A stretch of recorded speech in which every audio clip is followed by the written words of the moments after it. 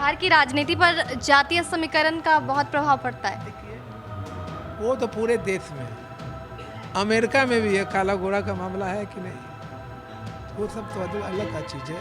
लेकिन किसी का 15-20 सालों में कोई विकास नहीं, कोई डेवलपमेंट नहीं। माई का मतलब घर का परिवार, इसके अलावा कुछ नहीं। खास करके माई समीकरण की चर्चा लोग कर रहे हैं। लालू प्रसाद शुरू से ही माई एम बाई, एम बाई मतलब ज़्यादा मुसलमान नहीं, मेरा।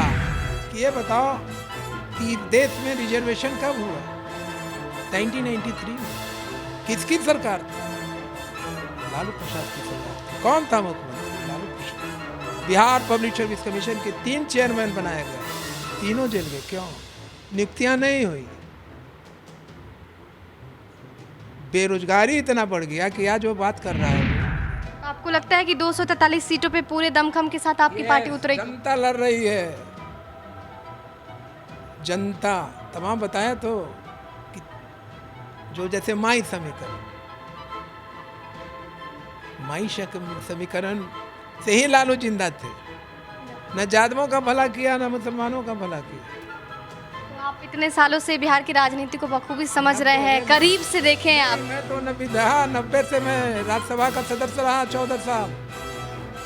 फिर मैं लोकसभा में लालू प्रसाद को 2009 में मैंने हराया।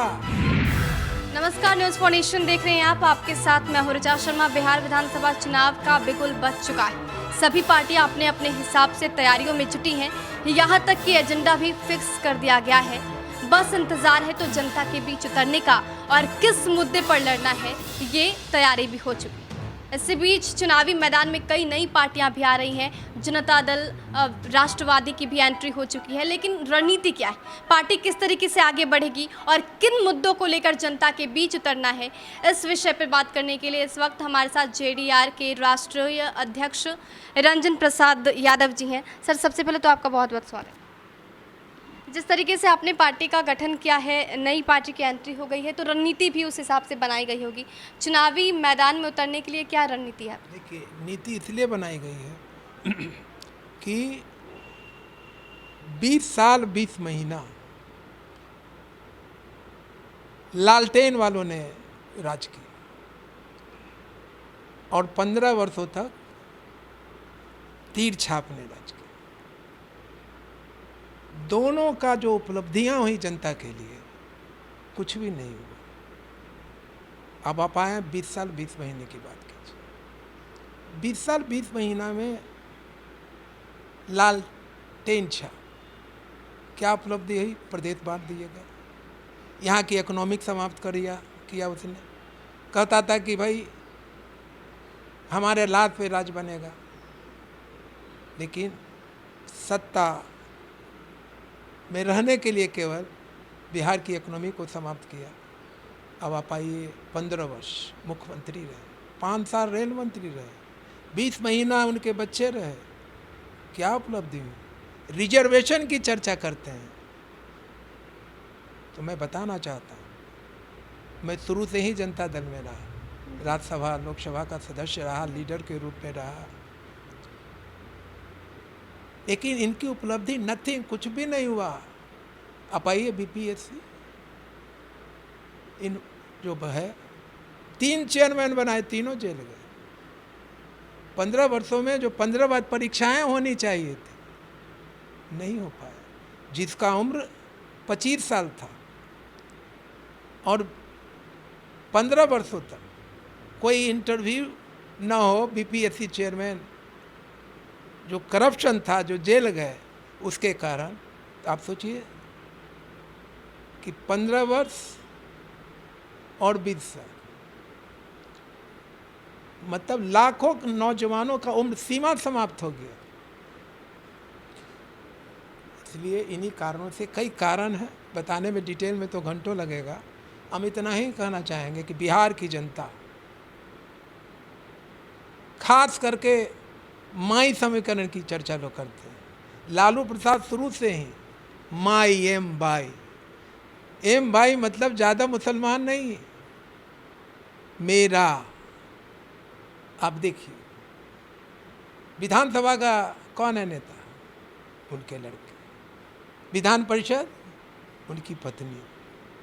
माने परिवारवाद, माई का मतलब उनका था सिर्फ उनका ही रहेगा। यस। तो कारण ये लगा हुआ कि पूरे बिहार में जो लगभग 12 करोड़ जनता है, उसमें तमाम, चाहे वो किसी जाति का हो, यादव, कुर्मी, कोयरी, तेली, बनिया, नुनिया, कुमार, कार, लोहार, भीम, ताती, अमात, केवट, धानुक, तत्वा, तोरी, कोई भी, इनके द्वारा कोई उपलब्धि नहीं रही। और अब देखा ही अभी कहाँ है वो। इन्हीं कारणों से बिहार की जनता का प्रेशर, दबाव इस पार्टी को मिला। आप जनता दल के साथ रहे और काफ़ी बुजुर्ग भी हो गए हैं, तो अपने बिहार को भली भांति समझाए, तो क्या लगता है यहाँ का मेन मुद्दा क्या होगा? निश्चित वो रिजल्ट बताएगा। 243 सीटों पे के लिए हम लोग के ऊपर प्रेशर है, हर जाति और धर्म का, चाहे वो ज़्यादा मुसलमान हो या अति पिछड़ी जातियां हों या किसी जाति के लोग, इतना दबाव और प्रेशर है कि सभी सीटों पे लोग, इवन दलित आना चाह रहे हैं। क्योंकि आज के तिथि में बस एक ही पार्टी को के साथ जनता है, जो रिजल्ट बताएगा। आपने कहा कि 20 साल बिहार को बर्बाद कर दिया गया, चाहे वो नीतीश कुमार जी का शासनकाल हो या फिर लालू प्रसाद 15 यादव। साल का। जी, नीतीश जी का 15 साल और बाकी बचा लालू प्रसाद यादव। लेकिन आप क्या सोचते हैं कि आप कैसे बिहार को बदलेंगे? आप कौन सा बिहार दिखेगा? नहीं, हम बिहार का देखेंगे कि जैसे आप आइए शिक्षा के सवाल पे, आज क्या स्थिति है। मैं पटना यूनिवर्सिटी से पास किया हूँ और वहीं का मैं लेक्चर रीडर प्रोफेसर रहा। आप 90-80 उस समय में जो पटना यूनिवर्सिटी की हालात है, जो देश का 9वां यूनिवर्सिटी था, आज वहाँ शिक्षकों की संख्या क्या है? जब मैं 62 में वहाँ एडमिशन लिया था तो लगभग 1600 थे। आज 300 भी नहीं है। हॉस्पिटलों की क्या स्थिति है? विधि व्यवस्था का क्या था? अगर लालू के टाइम में था तो तीर छाप जो है उनके रिजिम में लॉ एंड ऑर्डर का क्या हालत है, क्या स्थिति है? आप हॉस्पिटल चले जाइए, आप एजुकेशनल इंस्टीट्यूशन में जाइए, तुम सारी चीज़ों को देख के बिहार की जनता उब चुकी है और बहुत साइलेंट है। वो रिजल्ट बताएगा। बिल्कुल, लालू के लाल जो तेजस्वी यादव है वो लगातार बेरोजगारी के खिलाफ हल्ला बोल रहे हैं। उनका कहना है कि हम युवाओं को रोजगार देंगे और युवाओं के साथ है। मैं पूछना चाहता हूँ आपके माध्यम से कि ये बताओ कि देश में रिजर्वेशन कब हुआ? 1993 में। किसकी सरकार थी? लालू प्रसाद की सरकार थी। कौन था मुख्यमंत्री? Lalu Prasad. Bihar public service commission के 3 चेयरमैन बनाए गए, तीनों जेल गए। क्यों? नियुक्तियां नहीं हुई। बेरोजगारी इतना बढ़ गया कि आज जो बात कर रहा है वो, आप बताइए तो विपक्ष का नेता का क्या भूमिका है? अगर सरकार, अच्छी सरकार चलानी है तो विपक्ष का नेता सदन में ना आए। बजट चल रहा है बिहार के विकास के लिए, बिहार जो सदन है वहाँ उसकी उपस्थिति क्या रही? आप पता लगाइए। ऐसे व्यक्ति को जनता वोट देने नहीं जा रही है। मैं तो उदाहरण दे रहा हूँ कि विपक्ष का नेता का जो भूमिका है, क्या कहती है कि वही सरकार अच्छी चलती है जहाँ विपक्ष मजबूत होता है, और विपक्ष का नेता सदन में बजट पास हो अनुपस्थित रहे। बिल्कुल, पलायन के मुद्दे पर सुशील मोदी कहते हैं कि यहाँ के बिहारियों को पलायन करने में आनंद आता है। अब मोदी देखिए भाई क्या बोलते हैं, मुझ पर कोई टीका टिप्पणी करना नहीं चाहते, लेकिन इतनी बात वो बोलते हैं कि बोलने में भी हमको 24 घंटा लगेगा।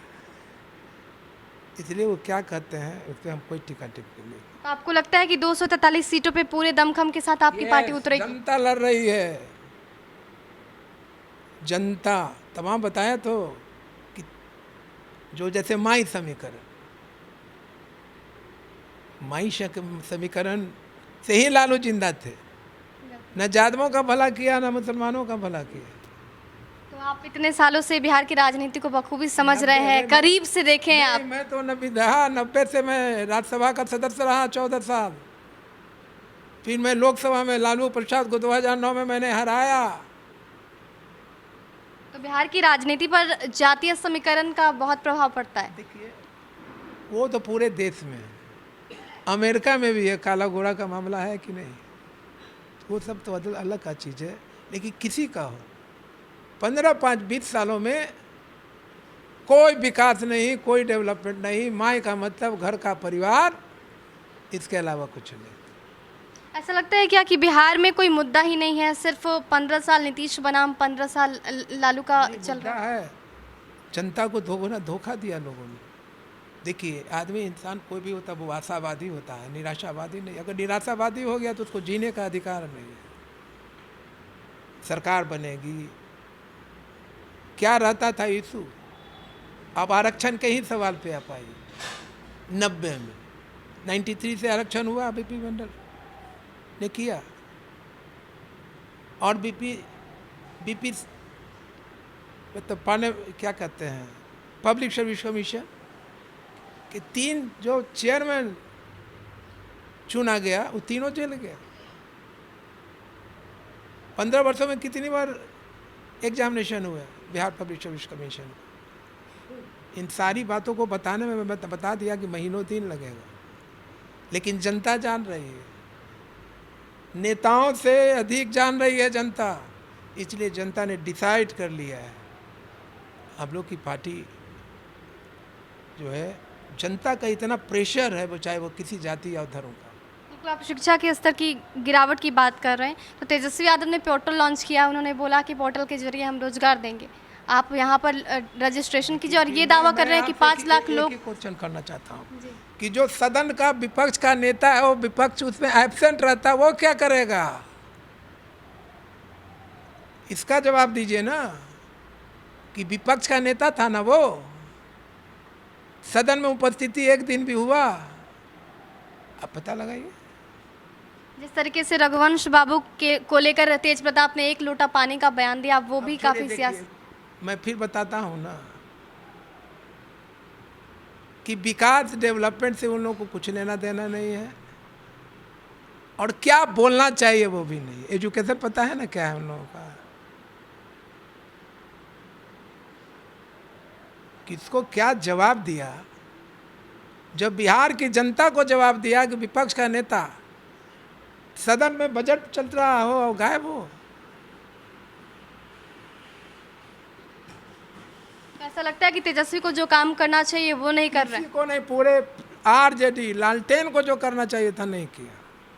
तो साफ तौर पे कहना है कि ना लालू और ना ही नीतीश, किसी के भी शासनकाल में उस तरीके की का काम नहीं हुआ, ना ही योजनाएं बनाई गई जिसका सीधा लाभ बिहार की जनता को मिल सका है। ऐसे में अब ये पार्टी उभरी है और तमाम तरह की जो समस्याएं हैं उसको दूर करने की कोशिश पार्टी की तरफ से की जा रही है। देखना दिलचस्प होगा कि रणनीति कितनी कामयाब होती है और किस तरीके से दमखम के साथ चुनावी मैदान में उतरती। फिलहाल के लिए इतना ही। बने रहे हमारे साथ और देखते रहे न्यूज़ फॉर नेशन। नमस्कार।